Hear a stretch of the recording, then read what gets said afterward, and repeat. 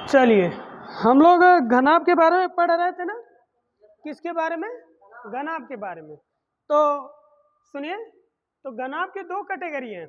एक घनाभ का आयतन भी है, एक घनाभ का जैसे पृष्ठीय क्षेत्रफल में संपूर्ण पृष्ठीय क्षेत्रफल और पार्श्व पृष्ठीय क्षेत्रफल, ठीक ना। जैसे कमरा आपका क्या है? घनाभ है। जैसे एक सवाल लिख रहा हूँ घनाभ से रिलेटेड कि घनाभ की भुजाएं, घनाभ की भुजाएं, या भुजाएं की जगह हम इस तरह भी लिख सकते हैं, घनाभ की लंबाई 10 सेंटीमीटर, चौड़ाई 8 सेंटीमीटर और ऊंचाई जो है 6 सेंटीमीटर है। तो घनाभ का संपूर्ण पृष्ठीय क्षेत्रफल ज्ञात कीजिए। घनाभ का संपूर्ण पृष्ठीय क्षेत्रफल ज्ञात कीजिए, यह सवाल है। ठीक, एक सवाल मैं सॉल्व कर रहा हूँ, इसके बाद सवाल दूंगा, वो लगाइएगा आप लोग।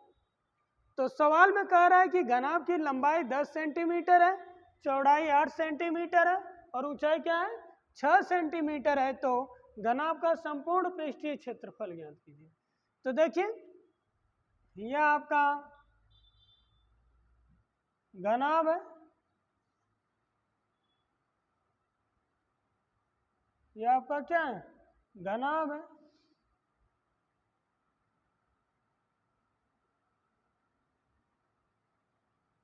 इसमें घनाभ में क्या क्या लंबाई कह रहा है, यह लंबाई होती है। लंबाई कितना है? 10 सेंटीमीटर। तो लंबाई एल की वैल्यू 10 सेंटीमीटर हो गई। चौड़ाई, यह चौड़ाई की बात कर ले, चौड़ाई 8 सेंटीमीटर है, यह 8 सेंटीमीटर हो जाएगा। ठीक, बी की वैल्यू क्या हो जाएगी? 8। यह ऊंचाई है, यह क्या है? ऊंचाई कितना है? 6 सेंटीमीटर है। ठीक, इस घनाभ का संपूर्ण पृष्ठीय क्षेत्रफल ज्ञात करने के लिए पूछा है आपसे। तो लिखेंगे घनाभ का संपूर्ण पृष्ठीय क्षेत्रफल, फार्मूला 2 ब्रैकेट में एल बी धन बी एच धन एच एल होता है, यही फार्मूला में। क्यों? बस इसमें मान रखेंगे दो, एल की वैल्यू जो है 10 है, 10 गुणे बी कितना है? 8 है, 8 ये प्लस है तो यहाँ प्लस आएगा। बी है, बी की वैल्यू 8 है, 8 यहाँ इंटू छिपा है, इंटू एच कितना है? 6 है, 6 प्लस ये 6 है और एल कितना है? 10 है, 10। इसको सॉल्व कर लेंगे, सॉल्व करेंगे तो क्या आएगा? 2, यह गुणा करेंगे तो 80 होगा। ठीक, यह 8 छक 48 हो जाएगा, प्लस यह क्या होगा? 60 हो जाएगा। जोड़ देना है, क्या करना है? जोड़ देना है। जोड़ेंगे तो यह कितना? यह 8 और यह 6 4 10, 10 8 18। देखिए यह 8 आ जाएगा, हासिल तो बचा नहीं। 6 4 10, 10 8 18 और गुणे यह 2 है, गुणा कर देंगे। 2 8 16, 2 8 16 1 17, 2 1 2, 2 1 3, 376। ये सेंटीमीटर है ना, तो क्षेत्रफल है ना, तो सेंटीमीटर स्क्वायर होगा। ठीक ना, 376 सेंटीमीटर स्क्वायर। तो इस घनाभ का यह संपूर्ण पृष्ठीय क्षेत्रफल यही आएगा। ठीक ना, इस पर मैं एक सवाल दे रहा हूं, पहले इसे नोट कर लीजिए।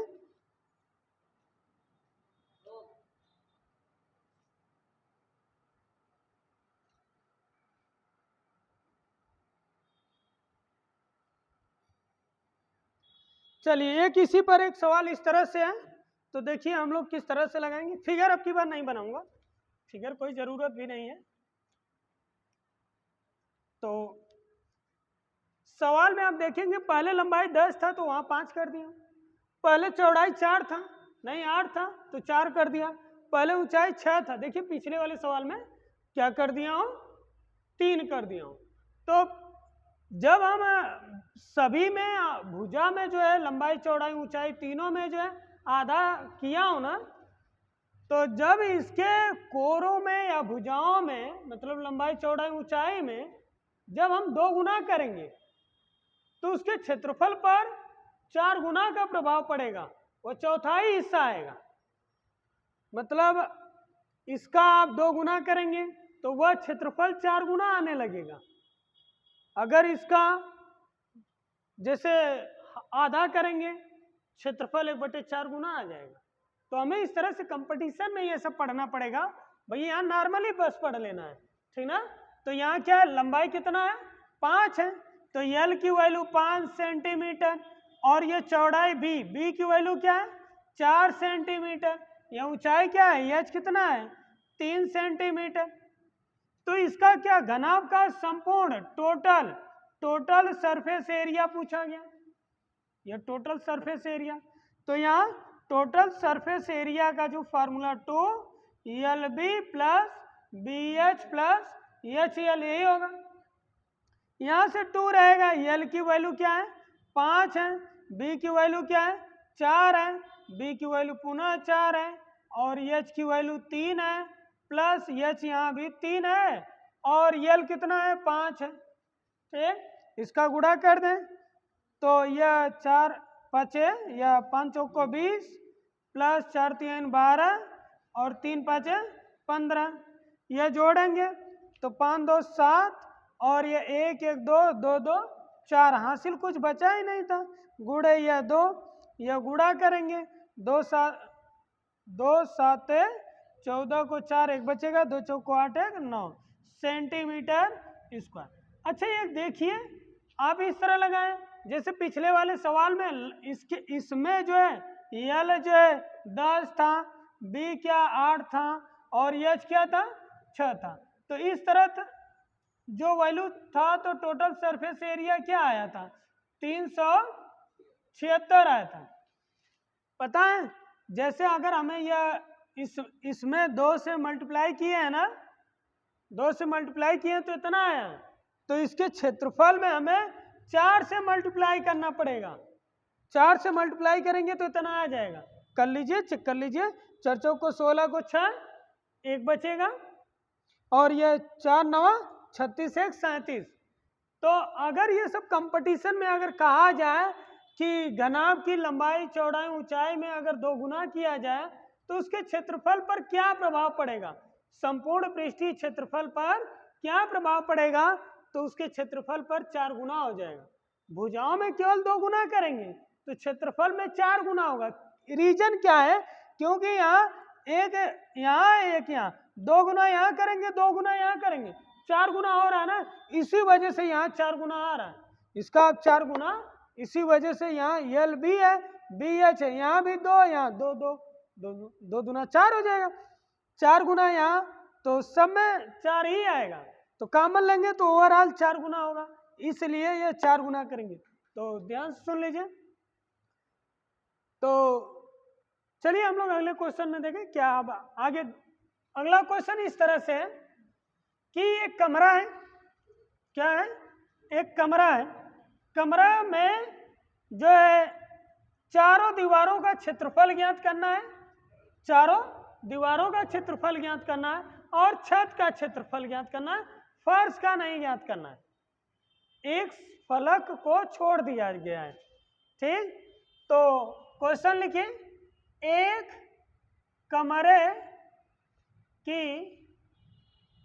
कमरे की लंबाई 5 सेंटीमीटर है, चौड़ाई 4 सेंटीमीटर है और ऊंचाई 3 सेंटीमीटर है। डाटा वही दे रहा हूँ, कुछ चेंजिंग नहीं किया हूँ, थोड़ा मोड़ा क्वेश्चन में बदलाव रहेगा। एक कमरे की लंबाई 5 सेंटीमीटर है, चौड़ाई 4 सेंटीमीटर है और ऊंचाई 3 सेंटीमीटर है तो 5 कमरे की चारों दीवारों और छत का क्षेत्रफल ज्ञात कीजिए। क्षेत्रफल ज्ञात कीजिए। इस तरह से सवाल दे रहा हूं। ठीक, सवाल में है एक कमरा है, रूम है, रूम की जो लंबाई है वह 5 सेंटीमीटर है। ठीक, चौड़ाई 4 सेंटीमीटर है। यह सेंटीमीटर की जगह मीटर भी हो सकता है, ठीक ना। क्या हो सकता है? मीटर। तो मीटर अच्छा लग रहा है क्योंकि सेंटीमीटर और छोटा हो जाएगा, मीटर ठीक है। तो एक कमरे की लंबाई 5 मीटर है, चौड़ाई 4 मीटर है, ऊंचाई 3 मीटर है। तो कमरे की चारों दीवारों और छत का क्षेत्रफल ज्ञात कीजिए। सुनिए, जैसे हम कमरा की बात कर लें तो कमरा लाइक दिस, इस तरह से रहेगा। कमरा इस तरह से रहेगा। कमरे में आपको फर्श को इंक्लूड नहीं किया गया है, फर्श का नाम नहीं लिया गया है। जिसको मैं छायांकित बात कर रहा हूं यह नहीं रहेगा, यह गायब है। जैसे चारों दीवारों और छत का ही क्षेत्रफल पूछा है तो हम इस घनाभ, कमरा आपका घनाभ है, इस घनाभ का हम संपूर्ण पृष्ठीय क्षेत्रफल निकाल लें, उसमें से यह वाला इलाका घटा देंगे और इसका इलाका मतलब यह आयताकार है और आयताकार में यह लेंथ है, यह ब्रेथ है, लंबाई है और यह चौड़ाई है। यल भी घटा देंगे, यल भी क्या कर देंगे? घटा देंगे तो इस तरह से आएगा। क्या लिखेंगे? कमरे की चारों दीवारों, क्या लिखेंगे? कमरे की, चलो डायरेक्ट लिख रहा हूं, चारों, कमरे की चारों दीवारों का और छत का क्षेत्रफल। तो पूरे संपूर्ण पृष्ठीय क्षेत्रफल में से, यह संपूर्ण पृष्ठीय क्षेत्रफल है, में से यही नीचे वाला घटाएंगे, नीचे वाला गायब हो जाएगा। तो चारों दीवारें, यह भी अगला वाला और यह ऊपर वाला, तभी हो जाएगा। तो माइनस यल भी कर देंगे, माइनस यल भी, यही नीचे वाला फलक गायब हो जाएगा। तो इसमें रखेंगे तो यल की वैल्यू क्या है? 5 है, यल की वैल्यू 5 है, बी की वैल्यू 4 है और एच की वैल्यू 3 है, सब मीटर में, ठीक ना। तो यल की वैल्यू 5 है, 5 रखेंगे। बी की वैल्यू क्या है? 4 है, 4 रखेंगे। बी यहाँ 4 है। एच क्या है? 3 है, 3 रखेंगे प्लस एच क्या है? 3 है और यल क्या है? यल 5 है, 5 रखेंगे माइनस यल क्या है? 5 है। बी क्या है? 4 है, बी क्या है? 4 है। इसको सॉल्व करेंगे तो 2 रहेगा, 5 चौको 20 हो जाएगा, 4 3 12 हो जाएगा और 3 5 15 हो जाएगा, माइनस 5 चौको 20। ये जोड़ेंगे तो वही तो आ रहा है, 5 2 7, 1 1 2 4, तो कितना आएगा? 94 आएगा, माइनस यह क्या होगा? 20 होगा, ठीक ना। घटा देंगे तो 4 उसी तरह आ जाएगा, 74 मीटर स्क्वायर। कितना आएगा? 74 मीटर स्क्वायर। इसको नोट करिए, फिर इससे आगे हम लोग बढ़ेंगे। कभी कभी क्या होता है कि इस पर पेंट करवाता है, चारों दीवारों को पेंट करवाता है और छत को पेंट करवाता है, तो कह देगा कि इसकी लागत 1 मीटर स्क्वायर का दाम 10 रुपये है। तो पूरा लागत क्या होगा? वो कास्ट पूछ लेगा, पूरा कास्ट कितना लग रहा है। तो हम लोग ऐसे सवालों पर इसके बाद बढ़ेंगे, ये नोट कर लीजिए, फिर हम लोग आगे बढ़ेंगे इसी से।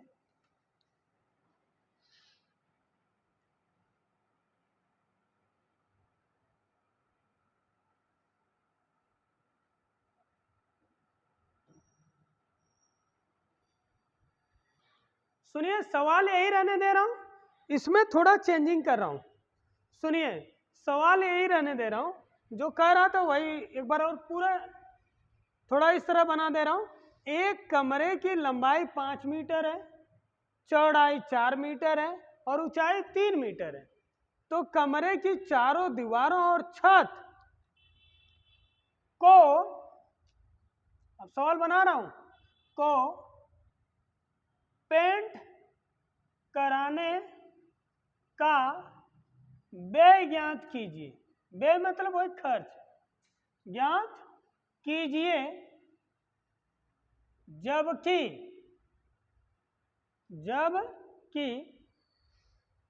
1 मीटर या प्रति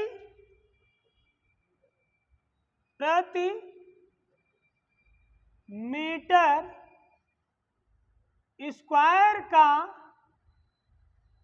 मूल्य या लागत 7.5 या 7.50 भी लिख सकते हैं, 7.5 रुपया रुपए है तो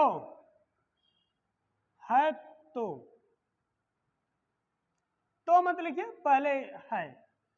सवाल में इस तरह से, यह बहुत ज्यादा महत्वपूर्ण क्वेश्चन है जो पेपर में बार बार पूछता है, ठीक ना, ध्यान से पढ़ लीजिए, जो आपके पेपर में भी आएगा।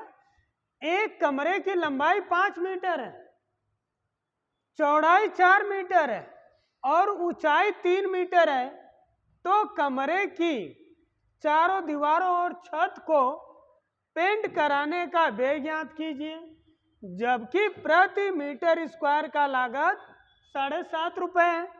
तो सवाल सब कुछ इसी तरह लगाएंगे, यहां तक जो हम लोग लगा चुके हैं इसी तरह लगाएंगे। अब लागत की बात आ जाएगी तो यहां हम लागत शब्द क्या लिखेंगे, लागत, ठीक ना। लागत में जो यह क्षेत्रफल आया है, जैसे प्रति मतलब 1 मीटर स्क्वायर का लागत 7.5 रुपए, तो हमें इतना पेंट करना है ना, तो इसी में गुणा कर देंगे तो लागत निकल जाएगा। कितना सिंपल में है, लागत पूछा है, पृष्ठीय क्षेत्रफल नहीं पूछा है, पहले इससे गुजरना पड़ेगा। तो यह 74 है, तो यह 7.50 गुणे 74, तो यह लागत निकल जाएगा। तो जो भी गुणा करेंगे जो आएगा वही आंसर आ जाएगा, तो गुणा कर लीजिएगा और आंसर आ जाएगा। नोट कर लीजिए जल्दी जल्दी। सुनिए, इसका जब गुणा करेंगे तो इसका जो लागत आएगा वो कितना आएगा, गुणा कर लीजिएगा, 555 रुपये आएगा, ठीक ना, यही आंसर है। तो पूरा लागत जो आएगा पेंट कराने का पूरा लागत कितना आएगा, 555 रुपया आएगा, ठीक, गुणा कर लीजिएगा। चलिए एक सवाल इसी में थोड़ा और, नहीं जाने दो, मिटा रहा हूं, अब अगले टाइप में देखिए। एक घनाभ मान लीजिए, तो उस घनाभ में पार्श्व पृष्ठीय क्षेत्रफल से रिलेटेड सवाल देख लीजिए। पार्श्व पृष्ठीय क्षेत्रफल वही लेटरल सरफेस एरिया की बात होती है। तो एक घनाभ की लंबाई 3 मीटर और चौड़ाई, कामा दीजिए, लंबाई 3 मीटर, चौड़ाई 5 मीटर और ऊंचाई 10 मीटर है, तो घनाभ का पार्श्व पृष्ठीय क्षेत्रफल ज्ञात कीजिए, यह सवाल है। एक घनाभ की लंबाई 3 मीटर, चौड़ाई 5 मीटर और ऊंचाई 10 मीटर है, तो घनाभ का पार्श्व पृष्ठीय क्षेत्रफल। पार्श्व पृष्ठीय क्षेत्रफल का मीनिंग यह होता है कि ऊपर का हिस्सा और नीचे का हिस्सा छोड़ देते हैं, मतलब चारों दीवार का जो क्षेत्रफल होता है वही, कोई अगर डिब्बा भी है इस तरह से मान लीजिए, तो पार्श्व पृष्ठीय क्षेत्रफल देखना है तो यह इलाका छोड़ देते हैं, इसको शामिल नहीं किया जाता है, ऊपर वाला हिस्सा है, और वही इसके सीध में जो ये नीचे वाला है यह हिस्सा छोड़ देते हैं, बस केवल चारों दीवारों को ही लिया जाता है, तो वह आपके पार्श्व पृष्ठीय क्षेत्रफल आता है। ठीक, तो पार्श्व पृष्ठीय क्षेत्रफल में फार्मूला जो होता है वह लेटरल सरफेस एरिया बराबर 2 होता है यल धन बी इंटू एच होता है। ठीक, तो यहाँ से देखिए लंबाई 3 मीटर है, यल की वैल्यू 3 मीटर है, चौड़ाई 5 मीटर है, बी की वैल्यू 5 मीटर है, और लास्ट में ऊंचाई जो है एच जो है 10 मीटर है, तो एच की वैल्यू 10 मीटर है। इसमें मान रख देना है, इसमें मान रखेंगे तो यह 2 रहेगा, यल की वैल्यू क्या है 3 है, 3 प्लस बी क्या है 5 है, तो 5 गुणे एच क्या है 10 है, तो यह 2 गुणे 3 और 5 जोड़ेंगे 8 होगा गुणे 10, 8 दूना 16 और 16 का गुणा 10 में होगा तो 160, यह मीटर में है तो क्षेत्रफल मीटर स्क्वायर होगा, यही आंसर आएगा। ठीक ना, तो जितना आप लोग प्रैक्टिस करेंगे गणित में, आप जितना से अधिक हो वह प्रैक्टिस करिए। ठीक ना, इसे नोट करिए, फिर मैं सवाल दे रहा हूँ। यह सब छोटे छोटे सवाल हैं, एकदम तुरंत आना चाहिए, बेसिक इसीलिए पढ़ा रहा हूँ। चलिए इसी बेस पर एक सवाल दिया हूँ, इस तरह से देख लीजिए। एक घनाभ की लंबाई 10 मीटर है और चौड़ाई 20 मीटर है और ऊंचाई 15 मीटर है, तो घनाभ का पार्श्व पृष्ठीय क्षेत्रफल ज्ञात कीजिए। तो चलिए सब कुछ इसी तरह से है, तो अब यल की वैल्यू क्या है 10 है, यल बराबर 10 मीटर है, चौड़ाई क्या है बी की वैल्यू 20 मीटर है, ऊंचाई क्या है एच की वैल्यू 15 मीटर है, तो लेटरल ये पार्श्व पृष्ठीय क्षेत्रफल मतलब लेटरल सरफेस एरिया, तो 2 धन बी इंटू एच, यही फार्मूला होता है। बस इसमें मान रखना है, कैलकुलेशन कर लेना है। तो मान रखेंगे 2, यल की वैल्यू क्या है 10 है, तो 10 प्लस बी क्या है 20 है, 20 इंटू एच क्या है 15 है, 15 यह जोड़ेंगे 20 और 10 जोड़ेंगे क्या होगा 30, तो यह 15 दूना 30 यह हो गया, इन दोनों का गुणा कर दिया 15 दूना 30, और यह 10 और 20 जोड़ूंगा तो यह भी 30 हो जाएगा, और 3 त्रिके 9, 900, यह मीटर में है ना, क्यों, तो यह मीटर क्षेत्रफल है, तो स्क्वायर, यही आंसर है। इस तरह से आएगा एग्जाम में तो लग जाएगा ना, छूटेगा नहीं ना। ठीक है, चलिए अब हम लोग आयतन की बात कर लेंगे।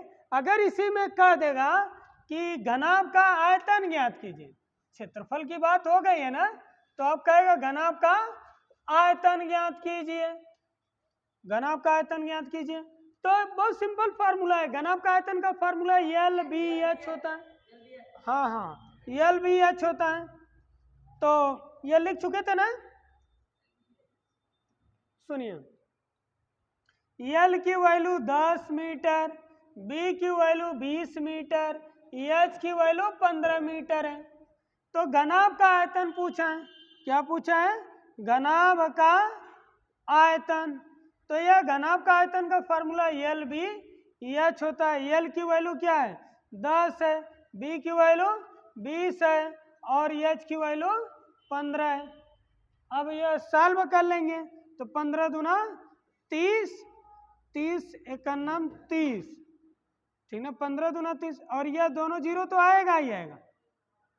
ठीक है, यह मीटर है तो आयतन हमेशा क्यूब में होता है, बस यही आंसर है, कितना सिंपल वे में। ठीक ना, तो इस तरह से घनाभ का आयतन निकल जाता है। इस पर और सवाल दूं कि रहने दूं, लग जाएगा ना घनाभ के आयतन पर, बोलिए। हाँ डाटा वही है, बस चेंजिंग कर दिया हूँ, डाटा वही है, लंबाई चौड़ाई ऊंचाई वही है, घनाभ का आयतन कह दिया हूँ। घनाभ का पार्श्व पृष्ठीय क्षेत्रफल की जगह यहाँ घनाभ का आयतन कह दिया हूँ। तो यल बी एच दिया है, लंबाई 10 है, चौड़ाई 20 है, ऊंचाई 15 है, तो घनाभ का आयतन यल बी एच, यल की वैल्यू 10, यहाँ गुणा छिपा है, गुणे बी की वैल्यू 20 है, यहाँ भी गुणा है, और ये 15 है, तीनों गुणा कर लिया, आंसर आ गया। ठीक, किसी को दिक्कत तकलीफ कहीं से नहीं है ना, तो इस पर अब मैं यहीं अब ख़त्म कर रहा हूँ। घनाभ का बेसिक क्लियर हो गया। घनाभ में जो जो पढ़ना था वह क्लियर हो गया है। क्या क्या पढ़ना है? वह आयतन, आयतन पढ़ लिए हैं। लागत, लागत उधर ही पढ़ लिए हैं, लागत वाला कितना मूल्य है। और total surface area, lateral surface area पढ़ लिए। अब हम लोग अब घन के बारे में अब पढ़ेंगे।